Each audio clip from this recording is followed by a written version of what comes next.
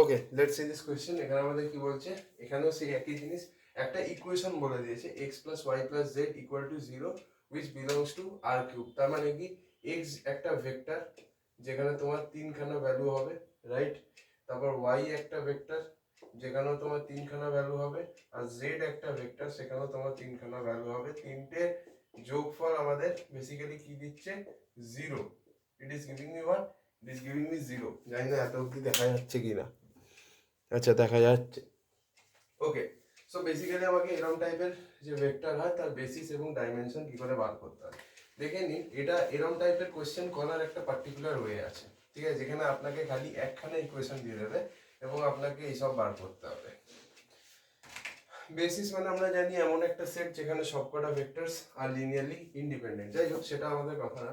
তো এখানে আমাদের দুটো টাইপের ভ্যারিয়েবল হয়, ঠিক আছে। একটা ভ্যারিয়েবল হচ্ছে আমাদের ফ্রি ভ্যারিয়েবল, ঠিক আছে, আর আরেকটা ভ্যারিয়েবল হচ্ছে আমাদের বাউন্ড ভ্যারিয়েবল, ঠিক আছে।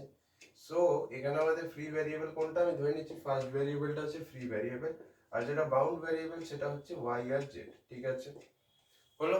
এইবার যদি এই ফ্রি ভ্যারিয়েবলটা এটা হয়, তাহলে এখান থেকে আমাকে এক্সটাকে ওয়াই আর জেড এর রেসপেক্টে লিখতে হবে। তাহলে এক্সটা কি হচ্ছে বেসিক্যালি তোমার মাইনাস ওয়াই মাইনাস জেড হচ্ছে কি না, right? Minus Y minus Z, because এই দুটোকে আমি ওই সাইডে পাঠিয়ে দিয়েছি।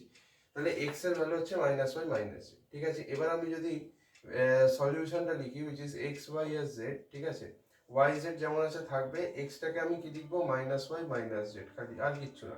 তাহলে minus Y minus Z Y আর জেড, ঠিক আছে। এইবার এই ফর্মে যেই আনলাম আমি, এবার আমি এটাকে এখান থেকে আমরা বেসিস বার করতে পারি। কিভাবে বার করবো, জাস্ট দুটোর আগে একটুখানি জিরো লাগিয়ে দে জেড, আর এখানে আমি এই যে জেড আছে এটাকে আমি জিরো প্লাস জেড লিখছি, একই ব্যাপার, নো প্রবলেম। এবার এই দুটোকে আমি দুটো ভেক্টরে স্প্লিট করে দেবো। তাহলে কিরকম ভাবে স্প্লিট করবো গাইস, প্রথম যে ভেক্টরটা হবে সেটা হচ্ছে minus Y plus Y zero, আর সেকেন্ড যে ভেক্টরটা হবে that will be minus Z zero আর প্লাস জেড। তাহলে এখান থেকে কি হবে গাইস, ওয়াইটা আমি যদি কমন নিয়ে নিই that will be minus one plus one zero, আর এখান থেকে যদি জেডটা কমন নিয়ে নিই তাহলে কি হবে, এখান থেকে মাইনাস ওয়ান জিরো ওয়ান, ঠিক আছে। তো এবার আমার প্রশ্ন, তাহলে বেসিস কি হবে আমরা দেখেই বুঝতে পারছি, বেসিস হচ্ছে এই দুটো, এইটা আর এইটা, this two are the basis. এবার আমার প্রশ্ন হচ্ছে যে এটা কি ঠিক, সেটা বলো তো। হ্যাঁ, অবভিয়াসলি, বিকজ আপনি এখানে কিছু মাল্টিপ্লাই করে এখানে অবধি আসতে পারবেন না, ঠিক আছে, বিকজ এখানে জিরো আছে, জিরোর সাথে আপনি যা খুশি মাল্টিপ্লাই করুন আপনি কিছুতেই ওয়ানে পৌঁছাতে পারবেন না। তো এটা তো এর সাথে লিনিয়ারলি ডিপেন্ডেন্ট।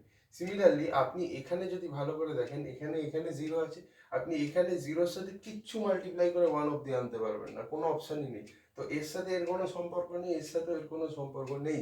তো তাহলে আমাদের অবভিয়াসলি আমি কি বললাম যে তাহলে এই দুটো ভেক্টর লিনিয়ারলি ইন্ডিপেন্ডেন্ট, ডিপেন্ড করছে না। তো তাহলে আমাদের বেসিসের সেটে সবসময় লিনিয়ারলি ইন্ডিপেন্ডেন্ট ভেক্টরই থাকে। তো বেসিসের মধ্যে এই দুটো ভেক্টর থাকবে। তাহলে আমার প্রশ্ন কি, ডাইমেনশন কি, বেসিসের ডাইমেনশন কি, বেসিসে কটা ভেক্টর আছে, দুটো ভেক্টর আছে। তাহলে আমাদের এই বেসিসের ডাইমেনশন কত হবে, 2। আই হোপ বুঝতে পেরেছেন কোশ্চেনটা।